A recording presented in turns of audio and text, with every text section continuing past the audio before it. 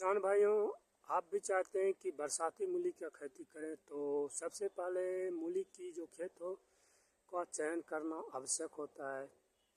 तो बरसाती मूली की खेती के लिए उचित ऊंचा ज़मीन का होना आवश्यक होता है, नहीं तो आप मूली की जो खेत उत्पादन तक में आपका बर्बादी हो जाते हैं। तो मूली की खेत में सबसे पहले प्रति एकड़ 4 से 5 ट्रॉली गोबर का खाद डालें।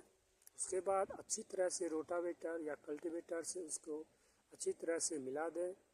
उसके बाद जब सूख जाए, अच्छी तरह से मिट्टी स्वस्थ हो जाए तो उसमें अच्छी तरह से सिंचाई करें, या बारिश हो जाए तो अधिक नमी हो जाए तो उसमें हल्का मात्रा में डीएपी और यूरिया, जिंक सल्फर ज़रूर डालें। उसके बाद अच्छी तरह से खेत में छिटक दें। उसके बाद अच्छी तरह से जुताई करें। उसके बाद आप बेड विधि द्वारा बेड बना लें, जो कि जब आप बेड विधि द्वारा मूली की बरसात के दिनों में लगाएंगे तो पानी की जो अधिक बारिश होंगी वो बेड के नीचे से पानी खेतों से निकल जाएंगे, जिसके कारण आपकी मूली का जो फसल होंगे आपको बर्बाद होने से बच जाएंगे और स्वस्थ भी आपको मूली के पौधे देखने को मिलेंगे। तो सबसे पहले मूली के जो बीज होते हैं अच्छी तरह से चयन कर लें, जिसके कारण आप अच्छी उत्पादन के लिए आप ले पाएँ।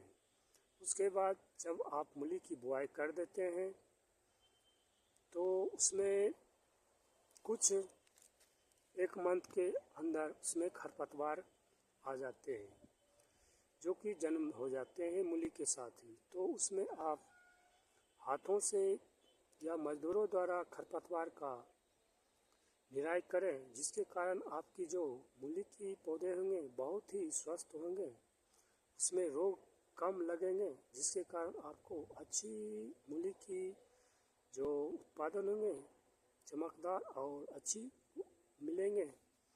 तो जब आप खरपतवार नियंत्रण मजदूर द्वारा कर देते हैं तो उसमें यदि बारिश हो जाती है तो उसमें खाद फिर से डालें, डीएपी और यूरिया, सल्फर, जिंक ज़रूर डालें, जिसके कारण उसमें जो ग्रोथ होती है और उसमें पौधे के प्रति रोग की सहनशक्ति बढ़ाती है।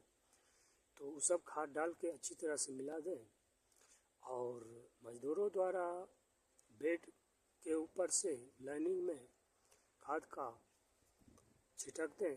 उसके बाद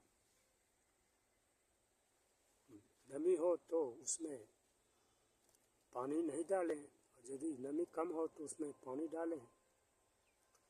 तो इस तरह से आप मूली की यदि खेती करेंगे तो आपको अच्छी उत्पादन देखने को मिलेंगे।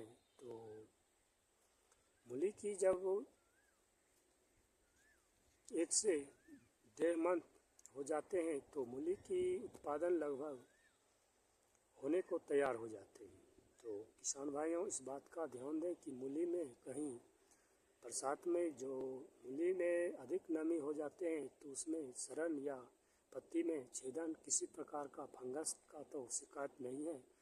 तो यदि फंगस का शिकायत है तो किसी भी प्रकार के फंगसाइड मार्केट से खरीद के उस पर अच्छी तरह से छिड़काव कर दें, जिसके कारण आपका जो मूली स्वस्थ होंगे, लंबे होंगे और चमकदार होंगे, आप अच्छी उत्पादन ले पाएंगे।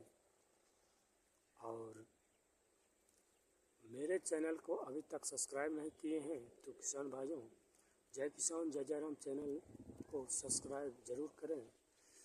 आपका ऐसे वीडियो आपके सामने लाता रहूँगा। तब तक के लिए सभी किसान भाइयों को धन्यवाद। फिर मिलेंगे दूसरे वीडियो में।